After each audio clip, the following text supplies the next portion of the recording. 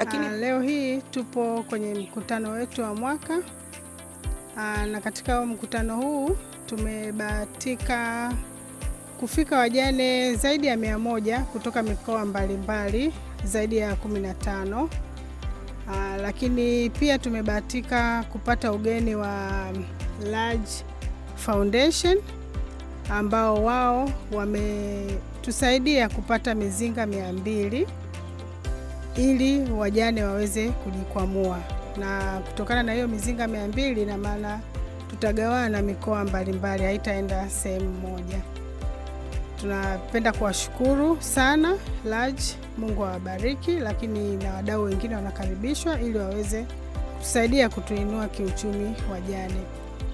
Naamini kutokana na msaada huu na mafunzo ambayo tumetoka kuyapata kutoka kwa afisa misitu, kila ambaye ataenda kufanya ujasiriamali huu ataweza kufanya kwa ufanisi ili ulete matokeo chanya kwa familia yake, lakini pia kwa taifa.